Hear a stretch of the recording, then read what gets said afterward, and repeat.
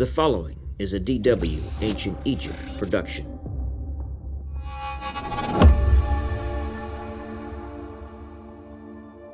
During King Teti's reign, from 2345 to 2333 BC, he traded with Byblos and Nubia and continued to build at Saqqara. It is unknown if trade expanded during the 6th dynasty, or if they just left better preserved records than the previous rulers. What is known is that the mastabas of the nobility began to rival the pharaohs' pyramids. A good example is the 32-room mastaba of Teti's vizier and son-in-law, Mieroop. This is the largest mastaba tomb in Saqqara, which contains excellent wall reliefs of daily life. He even has the previously discussed hippopotamus hunt, which is the highlight of the artwork. This apparent increase in nobility wealth will eventually spark the total collapse of the Old Kingdom.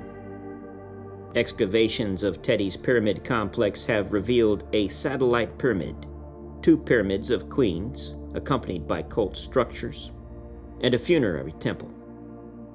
The orientation of the pyramid is not aligned with the 4 cardinal points.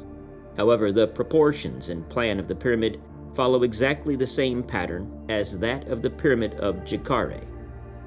Teti's pyramid had a height of about 172 feet, but now all that remains is mostly rubble.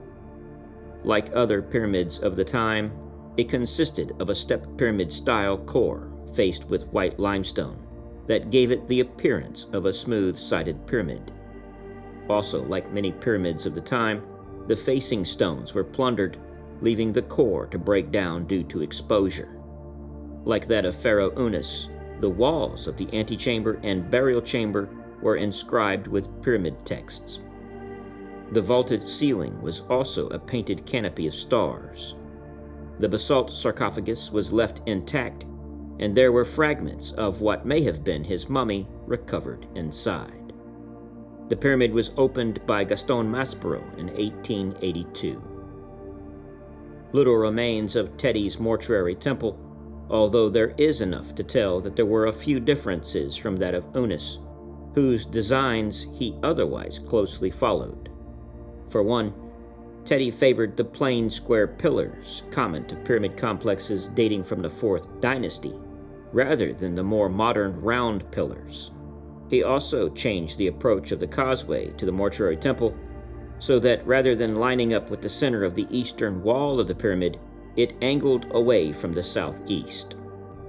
In another apparent nod to the traditions of the 4th dynasty, Teti had queen's pyramids built for his wives within his pyramid complex. A valley temple, now lost, was probably destroyed in antiquity due to an Anubis temple constructed at the location later in the Old Kingdom. Manetho records that Teti is murdered by his bodyguard. The throne passes to a shadowy figure named Saqqara, who ruled Egypt as the 2nd pharaoh of the 6th dynasty for 1 to 5 years.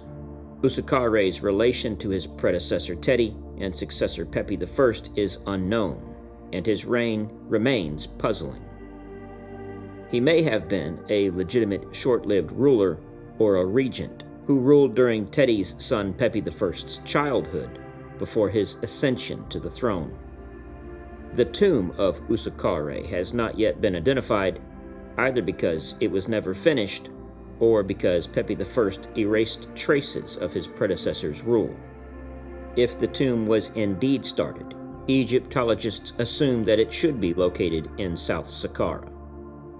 Teti's son Pepi I comes to the throne at a very young age and will rule for about 50 years.